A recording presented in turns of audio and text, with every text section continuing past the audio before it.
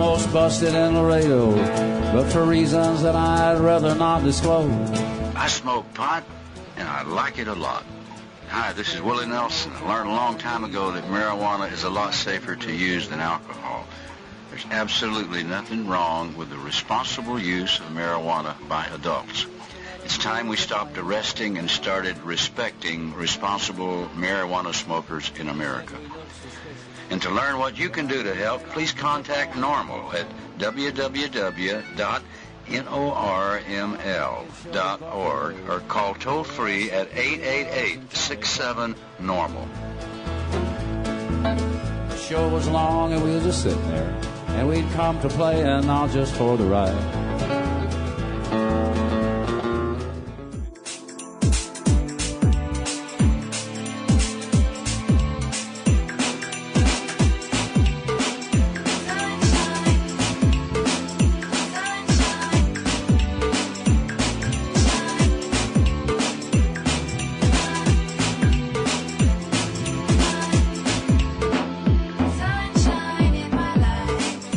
And distributed by the National Organization for the Reform of Marijuana Laws in Washington, D.C.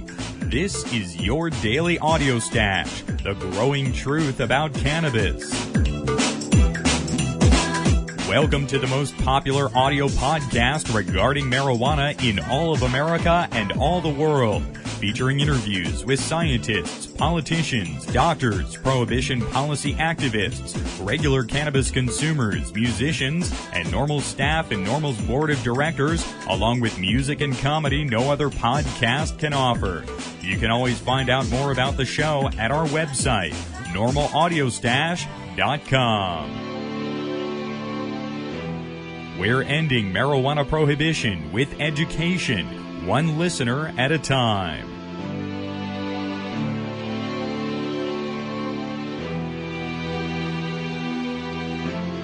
Welcome back to the Audio Stash today, folks. It is Wednesday, July 25th. I'm your host, Chris Goldstein.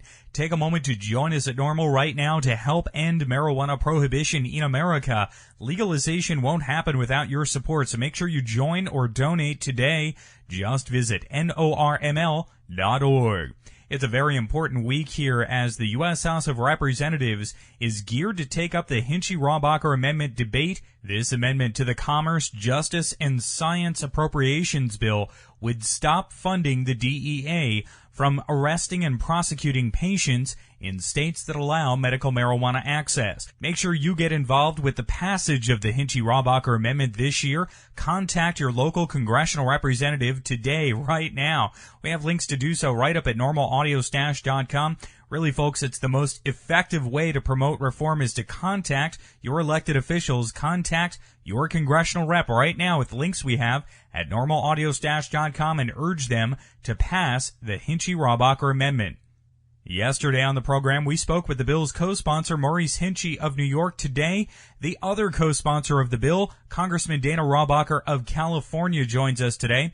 Also on the program, Congressman Ron Paul of Texas, a longtime supporter of the Hinchy-Rohrabacher Amendment and reform in this area, joins us today to weigh in on the amendment. And we'll also get a chance to speak with Dr. Mitch Earlywine in a regular Wednesday segment today, our Cannabis Science segment. All that coming up for you in a jam-packed audio stash today. Let's get things going. Joining us today on the program to discuss the medical marijuana amendment to the Science, Commerce, and Justice Appropriations Bill before the House of Representatives today that would stop the DEA from prosecuting patients in states that allow medical marijuana access is the bill's co-sponsor, Republican Congressman Dana Rohrabacher of California. Congressman Rohrabacher represents the 46th District in California and has joined his colleague, Congressman Maurice Hinchey, in proposing and co-sponsoring this amendment for the last 4 years. Congressman Rohrabacher, welcome here to NORML's podcast today. Well, thank you very much. Very good to speak with you today, Congressman. Thank you again for taking time to join us.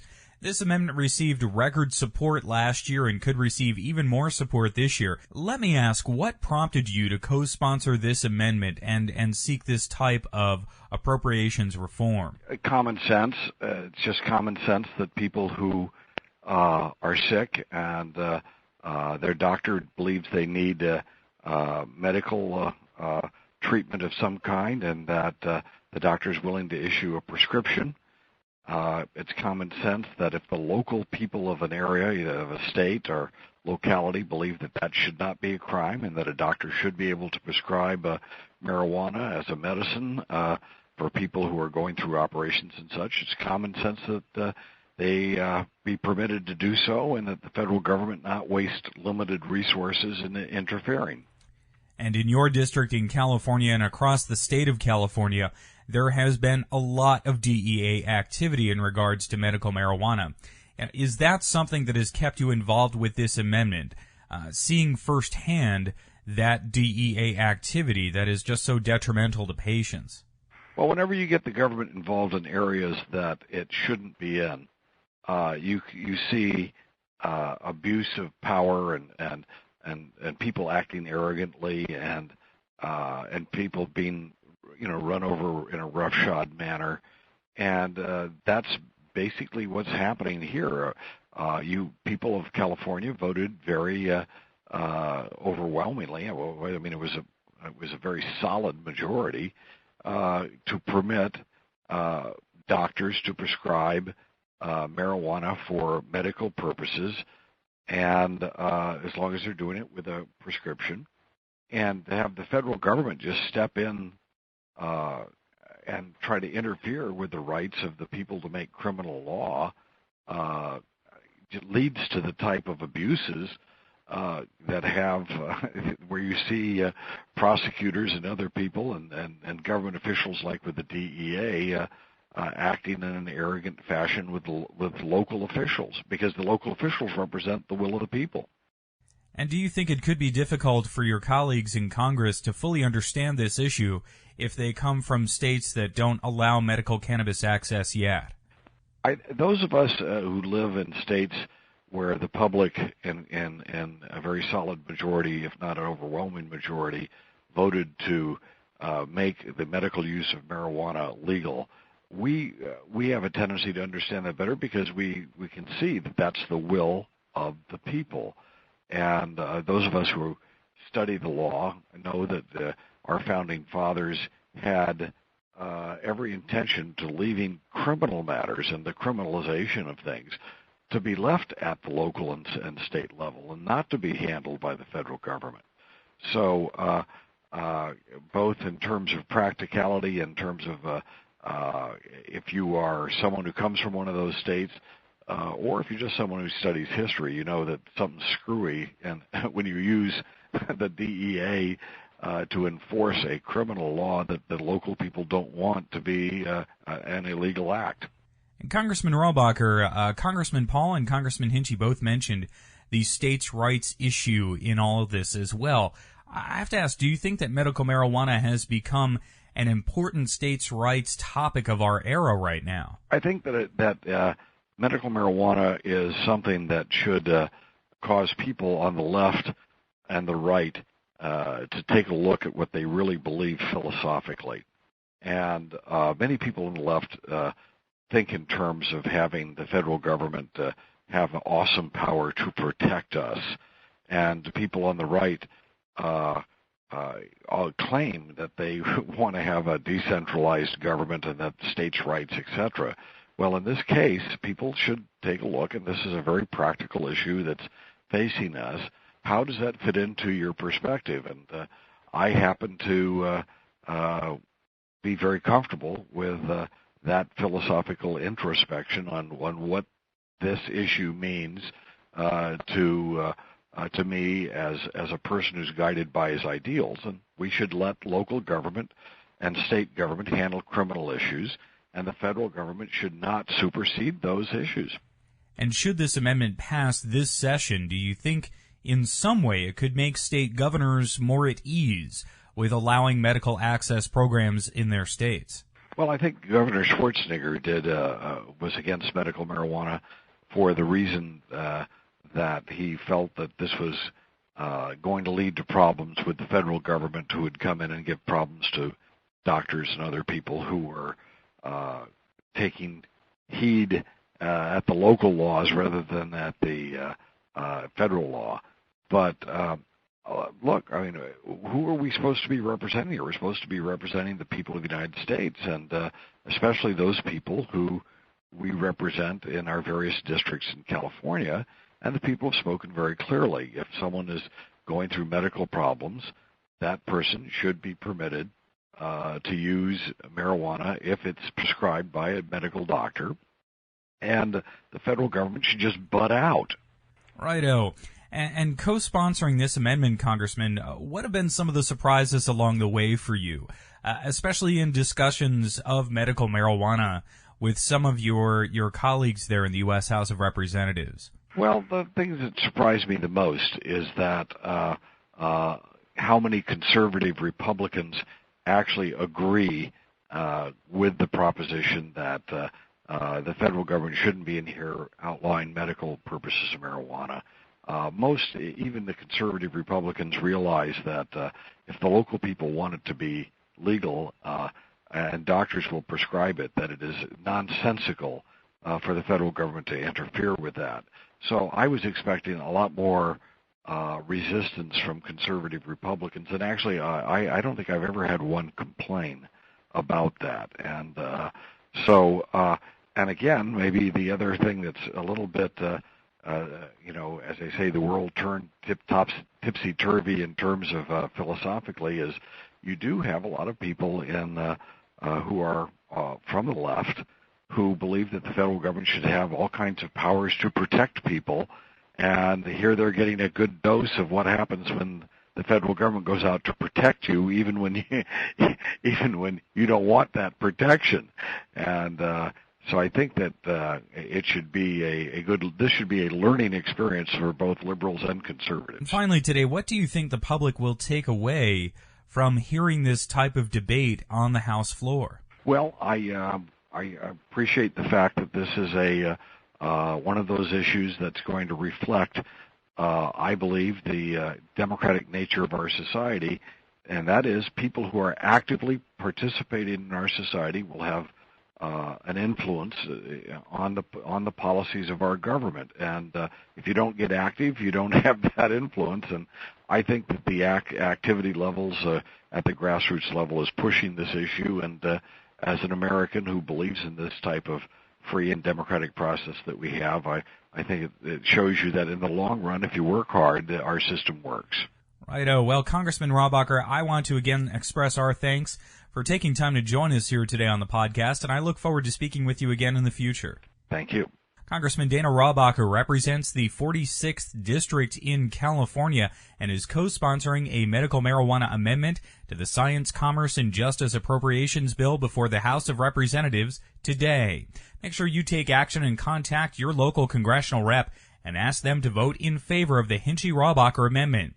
We have links to take action right now on our website at normalaudio-stash.com. You're listening to NORML's Daily Audio Stash. Next up today, Republican Congressman from Texas and presidential candidate Ron Paul joined us yesterday via telephone to briefly discuss the Hinchy-Rohrabacher amendment, and first I asked Congressman Paul if he thought there was growing uneasiness with the DEA activity in California in regards to medical marijuana. Well, I think so, and I think deep down in the hearts of most members of Congress, they know they're doing the wrong thing. The conservatives at least know that states' rights to them is supposed to mean something, so that's an appealing argument.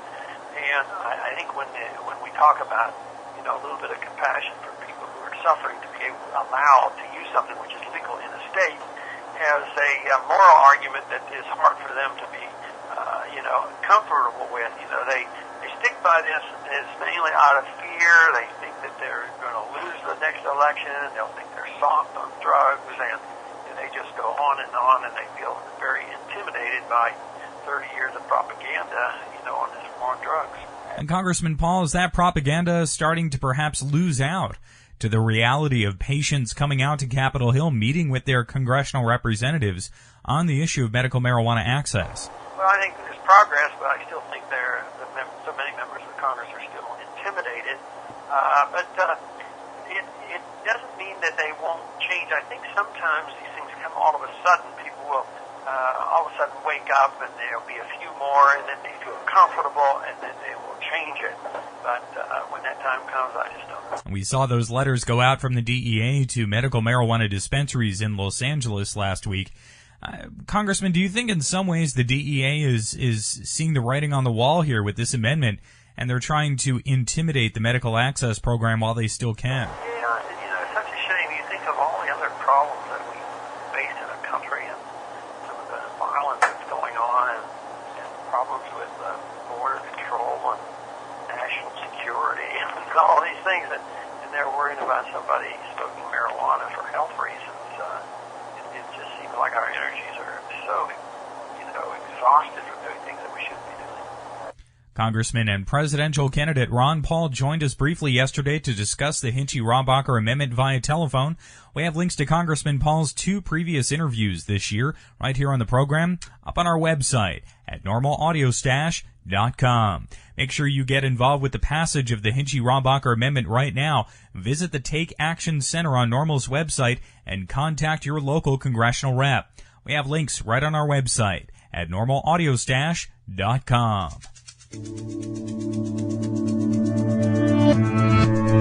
You're listening to NORML's Daily Audio Stash. Next up today, we have a director's notes commentary from NORML's executive director, Alan St. Pierre.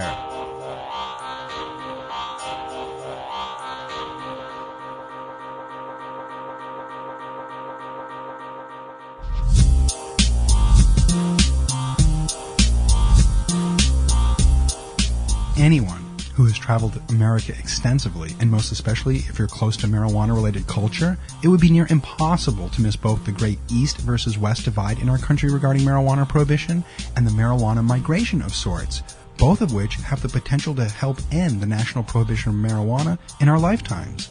In short, the differences between the states in the eastern and western United States regarding medicinal marijuana laws, public attitudes, cannabis use patterns, availability of paraphernalia, criminal laws, and court precedents are stark.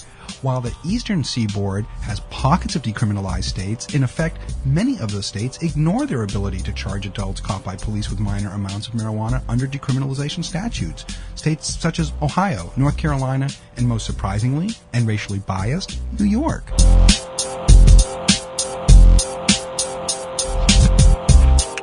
Western states such as California, Nevada, Colorado, and Oregon have minor fines for marijuana possession cases, and Alaska has no penalty whatsoever for 1 ounce or below. Eastern states with medical marijuana laws on the books, Maine, Maryland, Rhode Island, and Vermont, are fairly tame and limited in scope as compared to Western states with medical marijuana laws. States such as Hawaii, Alaska, Washington, Oregon, Nevada, Colorado, and most notably, California, the one state where medical cannabis is openly sold to qualified patients with a physician's recommendation in the reported 250 to 400 medical marijuana dispensaries throughout the state. Some dispensaries are even paying state sales taxes on medical cannabis. To stand in a huge registered and Main Street California medical dispensary, as I have, it is mind-boggling to fly a few hours eastward, say to our nation's capital, and read official congressional head-in-the-sand pronouncements from the Republican leadership that, quote, there is no such thing as medical marijuana, unquote, period, end of discussion. I guess these congressional leaders, especially those from non-Western states, are missing the big picture as tens of thousands, maybe hundreds of thousands of Americans are making the conscious decision annually to move from a state where their responsible use of marijuana and or physician-recommended medical necessity makes them a legal pariah. Well, they could move to a state or a marijuana-friendly city, cities such as Madison, Wisconsin, Ann Arbor, Michigan, or Seattle, Washington, to live a largely peaceable existence. As more and more Americans cluster and become politically active in states with progressive marijuana laws, a major policy challenge looms in Washington, D.C., similar to the way states, led by New York, told the federal government in the middle of alcohol prohibition to go their own way and enforce their alcohol prohibition laws. If America's western states gird for a fight with the federal government here in Washington, we may see the same ignominious fate regarding cannabis prohibition. Thankfully, we live in a place and time when cannabis consumers can choose to no longer be victims of geography. This is Alan St. Pierre, Executive Director of NORML, the National Organization for the Reform of Marijuana Laws in Washington, D.C. That That was NORML's Executive Director, Alan St. Pierre. You can contact him online at foundation@normal.org or call toll-free at 202-483-5500. What's up, guys? This is Miss High Times 2007, and you're chilling with us here at the NORML Podcast. Each Wednesday here on the Audio Stash, we get the chance to talk about the science of cannabis with Dr. Mitch Earlywine. Mitch is professor of psychology at State University of New York. He's author of the book, Understanding Marijuana, A New Look at the Scientific Evidence, and editor of the new book, Pot Politics. We have links to the books on our website at normalaudiostash.com. Mitch, welcome back to the program today. Thanks for having me on. Always great to speak with you here, Mitch. Let's begin our discussion today by talking about sports and marijuana. Football and the NFL end of this was covered recently in a Reason.org article co-written by NORML's senior policy analyst Paul Armentano and NORML advisory board member Mark Stepnoski, who played for the Dallas Cowboys. And just yesterday, Atlanta Falcons cornerback Jimmy Williams is now facing marijuana possession charges, but the NFL certainly isn't the only sport where we find marijuana smokers. In fact, it's in every sport, really. But let me ask, could marijuana be helping these individuals deal with the physical pain associated with that extreme physical exertion that they do for their careers, for their jobs? It's always a tough thing to address. As you can imagine, the medical literature on this is not huge. And anytime you start talking about sports, people are understandably concerned about people who are underage using cannabis in hopes of getting some of the benefits for their own sporting life. And, as the NORML website and we have discussed time and again, marijuana is not for kids.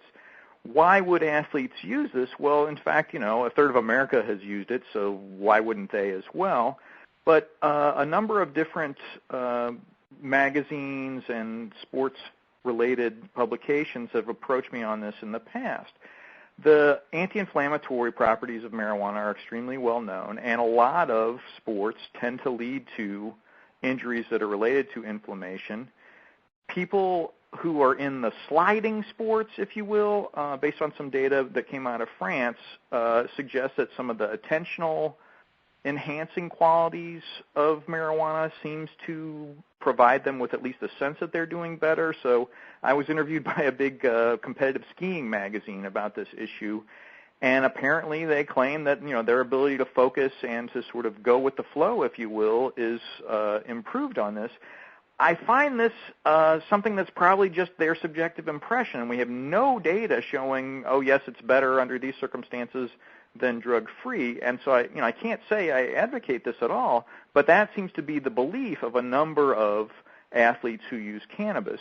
When you look at the data on non-professional athletes, at least, these are also the folks who tend to use for recreational reasons. And so it's not some big surprise, and it's not that they're just using it in a sporting context. I'm reluctant to even mention it in some ways because just the whole idea of some of these extreme sports, they're already so dangerous, and to try to engage in these when you're not at your peak cognitive capacity sounds a little scary to me.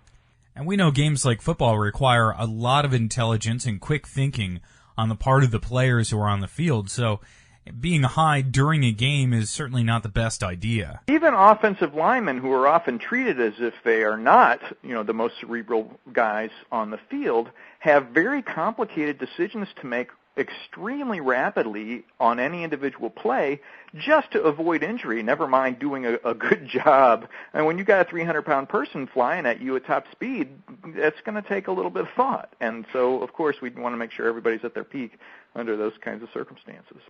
Now, in discussing football in particular, we know that those players endure a lot of head injuries.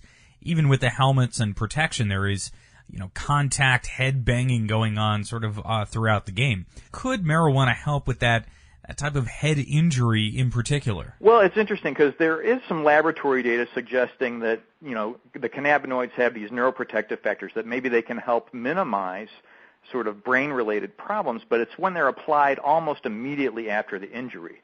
And I just don't think the NFL is going to have a little cannabis right there in case you bang your head. That's just not going to happen anytime soon. But what's often the reports, at least among non-professional athletes, is you have a hard game, and it's sort of your reward, your opportunity to unwind, and your chance to do this without any of the negative consequences of more popular alcohol.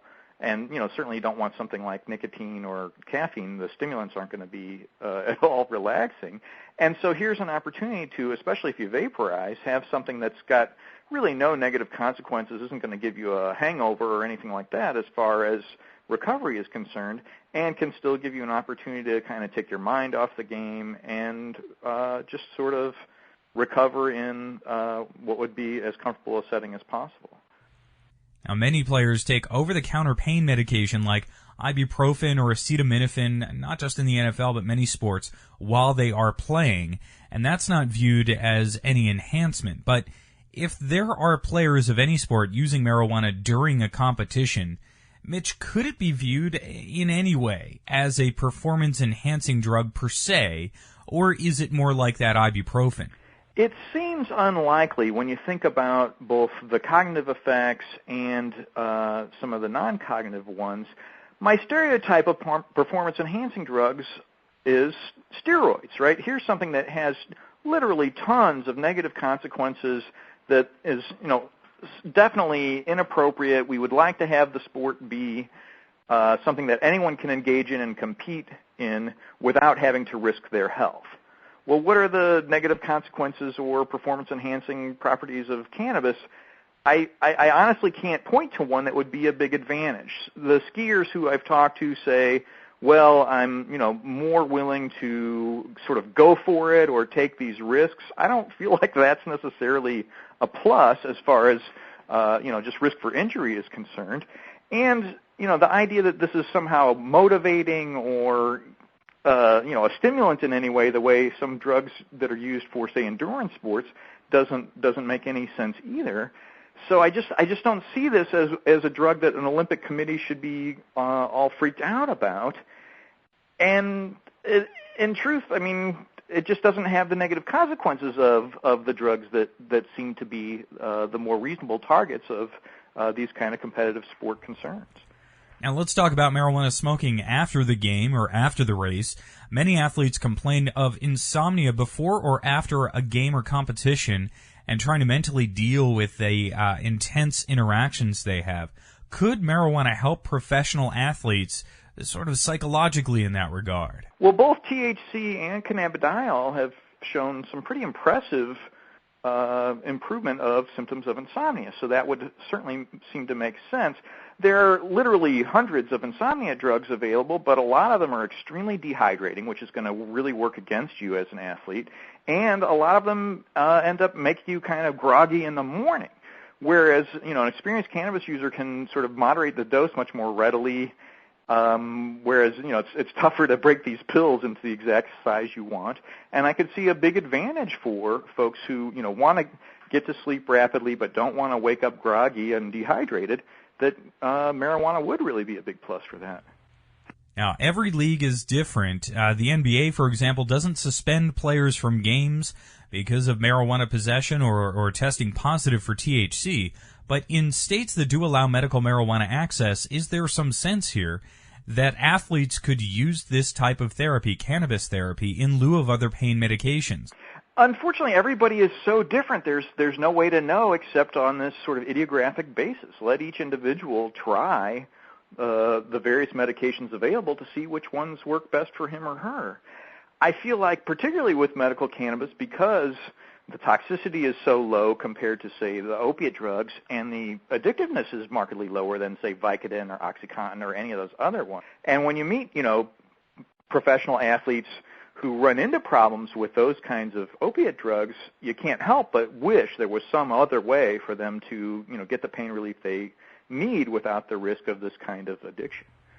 Mitch, let me also ask, because we know steroid use is unfortunately common across most sports, is there any sense that there is any drug-drug interaction between steroids and marijuana, or any additional detriment to those who use steroids and marijuana concurrently? We don't have any data to suggest that steroids and marijuana create novel negative consequences that you don't get with steroids alone, but that's hardly any reassurance. The negative consequences of long-term steroid use are so dramatic and so negative. So I think anybody who's even considering using these, particularly early in life, has to take a cold, hard look at what do they want to get out of their life in the long term. And it's not about just a few momentary moments of glory in sporting events. You want to have a nice, long, full life filled with lots and lots of fun events throughout, all of the ages. I do have one crazy anecdotal story of a college student at a university where football was quite a big deal, who had been using steroids quite in an abusive fashion to try to make progress, and actually during a marijuana intoxication experience felt really, really awful about it. And it was almost as if, the effects of marijuana on rumination can be high. You start thinking the same thought over and over again, and basically came to the conclusion that he was going to quit steroids during marijuana intoxication. Now, would he have come to this under other circumstances? I would hope, but there was something about being faced with these two really inconsistent behaviors, this sort of devotion to health and athletic performance, and yet this clearly maladaptive use of a performance-enhancing drug that was going to hurt him in the long run, that really made him change his mind during that experience. Right, Mitch. Well, this has been a great discussion today on a hot topic. I want to thank you again for joining us here today and covering this wide array of subjects. Well, and do give Mark and Paul my hearty thanks for writing that article. I think it's snappy and really a fun one. Thank you again, Mitch. Dr. Mitch Earlywine is professor of psychology at State University of New York. He's author of the book Understanding Marijuana, A New Look at the Scientific Evidence, and the editor of the new book Pot Politics. We have links to the books on our website at normalaudiostash.com.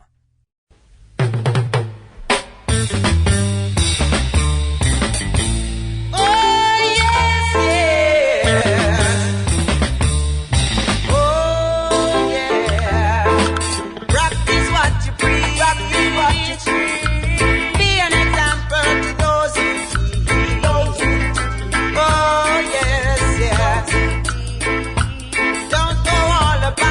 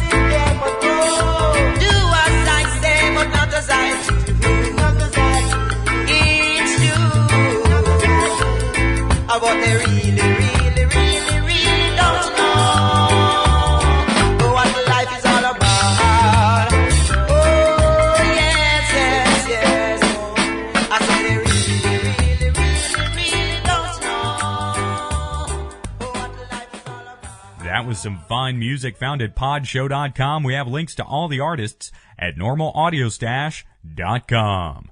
Make sure you contact your congressional representative today, folks, to urge them to pass the Hinchy-Robacher Amendment. We have links to the Take Action Center right up on our website at normalaudiostash.com. Activism is just a click away. It's never been so easy. Make sure you get involved right now.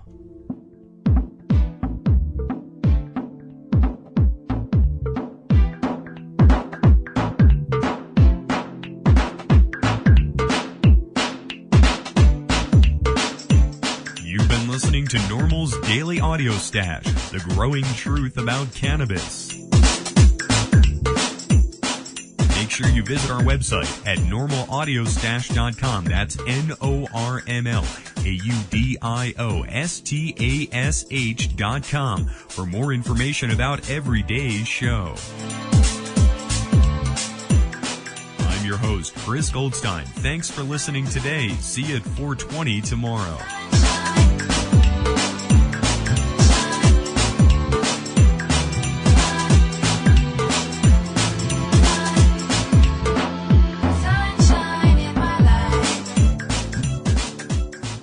The podcasting technology of NORML is made possible by Red Aphid Interactive Media. More information at redaphid.com.